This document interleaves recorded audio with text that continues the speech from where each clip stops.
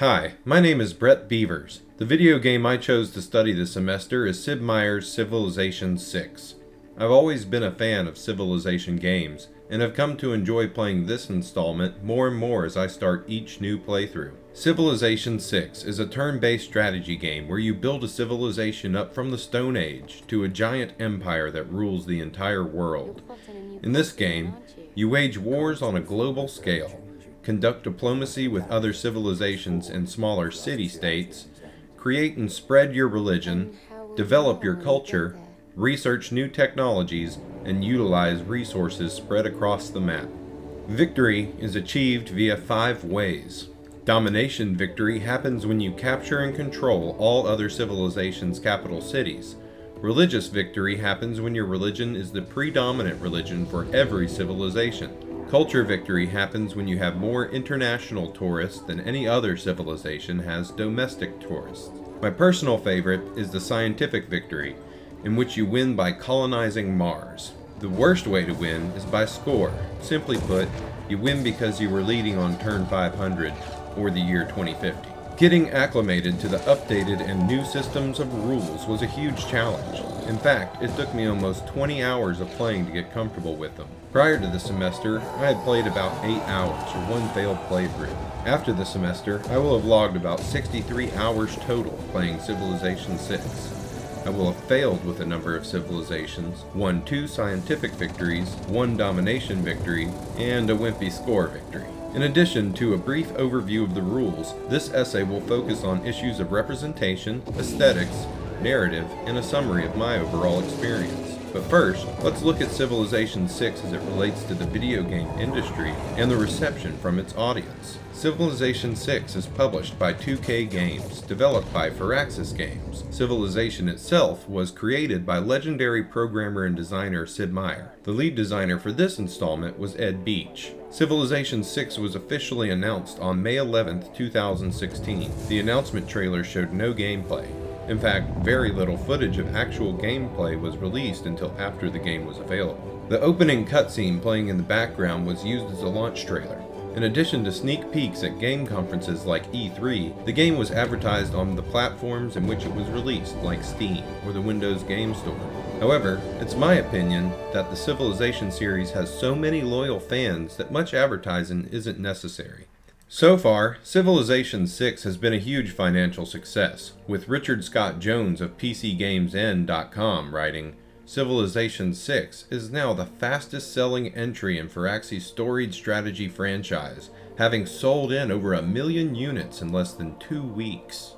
SteamSpy.com reports that there are over 1,800,000 owners of Civilization VI, 380,000 players in the last 2 weeks. Firaxis has been very successful with their Civilization games in general. This graph from October 2016 shows both Civilization VI and Civilization V in the top 10 games by player count. Stephanie Nunnally from VG247.com says that Civilization has made over 66 different versions of the game, sold over 33 million copies worldwide, and total over 1 billion hours have been spent by players of this series. But how do the critics and the audience judge this most recent installment? By and large, Civilization VI has had pretty excellent reception. For the E3 2016 Game Critics Awards, Civilization was the only game to win more than 1 award, named as the best PC game and the best strategy game.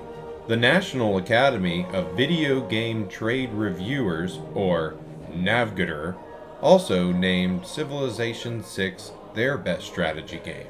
What's also worth noting is that another Firaxis game, XCOM 2, was another finalist. Popular game review sites also give high marks. GameInformer.com rates it at 9.5. IGN ranks it at 9.4. GameSpot.com gives it 9 out of 10, and PCGamer.com rates it at 93 out of 100. But what does the gaming community think? Blue Bug Blood says that the last turn syndrome is definitely still there, referring of course to the slogan for Civilization games, just one more turn. Clipkert says, as a 20-plus year Civ player, This game is so tedious. I'm bored out of my mind. Penny755 says, this one just sucks. Within an hour I wanted to boot up Civilization 5. Tim Stroud says, got this for Christmas, played through one game and have no interest in it. I'll keep playing Civ 5 because it's so much better. Sajiki says, what's with the cartoon graphics? That alone makes me hesitant to buy the game. The graphics just look silly, and Civilization should not be silly. Well, what do I think? Well, I think it's as good a time as any to transition to my experience with the game, starting with the cartoonish representation of the leaders and a review of their strengths and weaknesses. Now, I admit, at first glance, some things seem kinda silly or over-embellished. Alexander the Great looks like the king of all bros on his way to a costume party. Catherine de' Medici of France is holding a glass of wine, and Gilgamesh of Samaria looks a lot like Hercules. Some features are notably exaggerated, biceps for men, lips and eyes for women, but upon further inspection, a big focus is not put on their sexuality.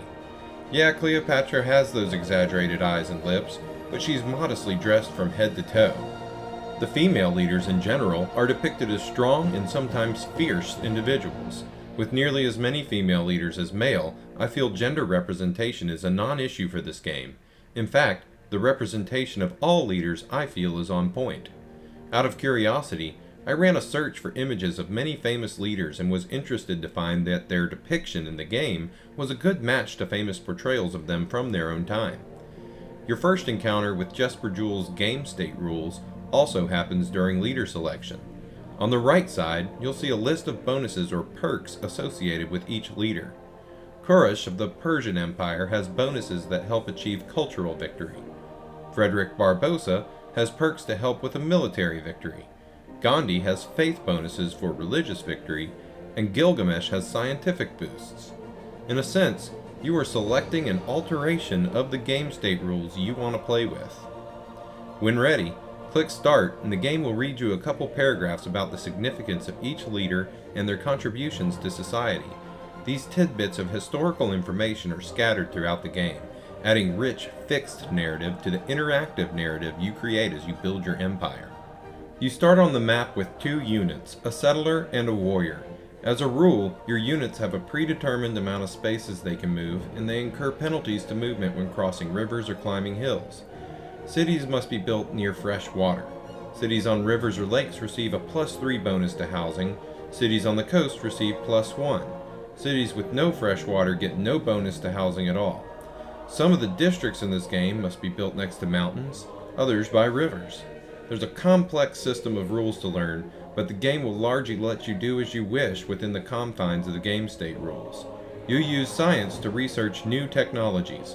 Within the tech tree, you will see that you can earn Eureka bonuses that cut the research time in half. Similarly, you earn culture to unlock different civics. Investing in your science and culture is how you gain access to new types of military units, tile improvements, districts, buildings, governments, and really most everything in the game. Where Civilization 6 shines is in its outcome valorization rules. The penalties and rewards for your actions is where you really learn to play. You must always build a balanced civilization and weigh the risk versus reward as you make each decision. For example, in an early playthrough I had a ton of buildings and wonders, but not enough military.